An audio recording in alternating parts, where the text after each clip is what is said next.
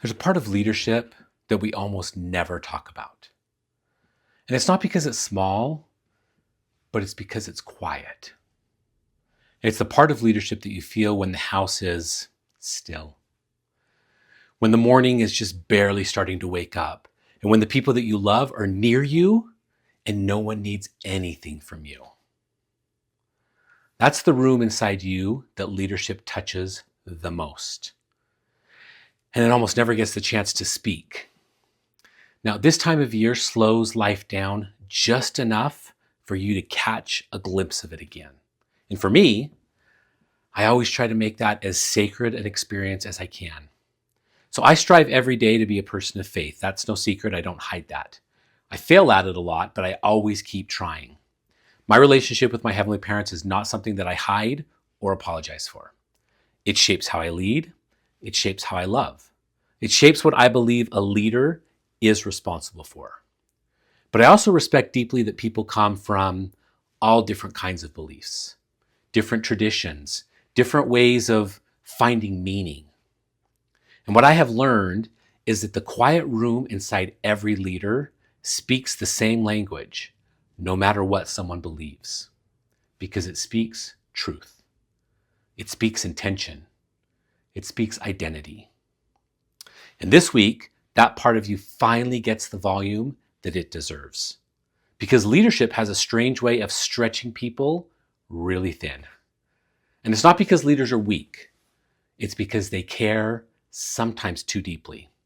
Leadership is constantly pulling at your time. It pulls at your focus. And it pulls the emotional energy that your family often feels missing long before you notice it yourself.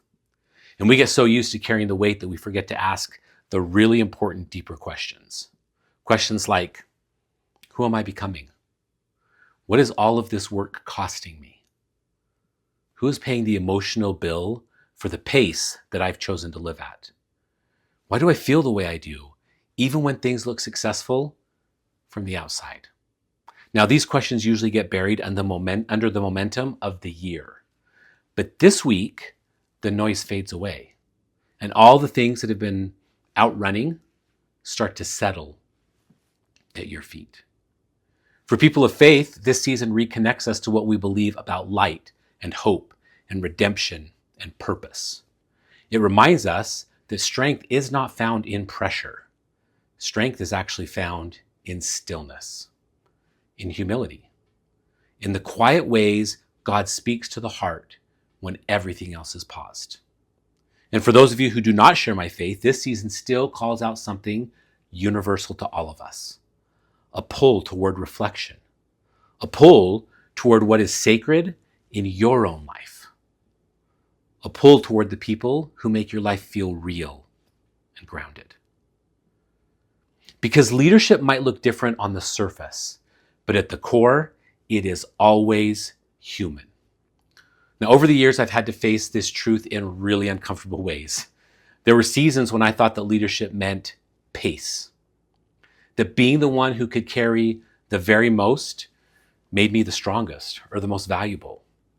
That pushing through without stopping was proof of my commitment and drive. Now, the world rewarded that version of me. People praised that version of me. It felt great. But it cost me something that I did not see until it was almost too late. See, I started to notice the difference between me, the people that I love the most. Now, it wasn't necessarily dramatic distance. It was quiet distance. The kind that builds so slowly that you don't realize it's even happening until one day, you feel it all at once. Now, leadership can make you disappear from your own life if you never stop long enough to notice. And this week, if you let it, it will show you where you stand.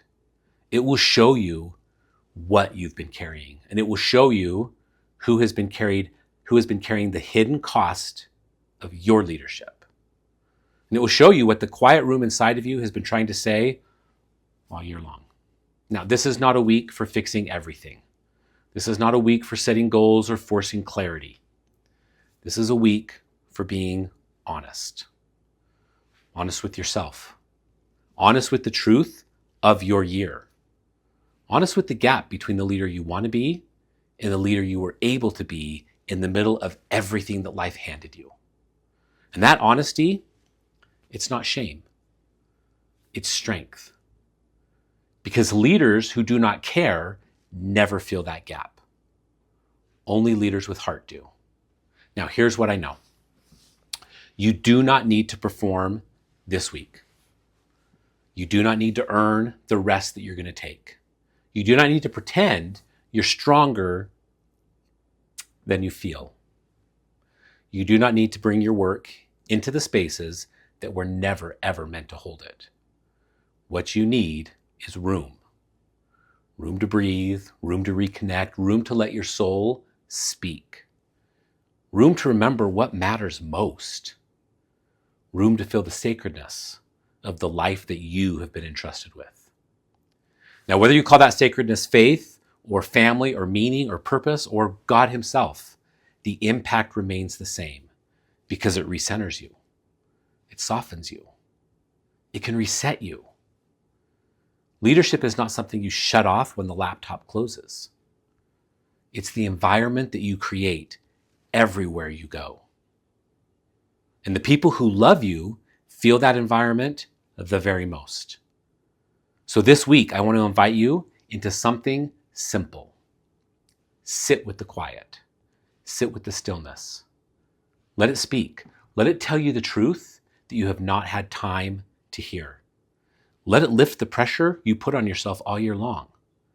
Let it realign you with the things that make your life whole, not just productive. And remember, you were human before you were a leader, and that is not a limitation. It's the gift that makes your leadership real.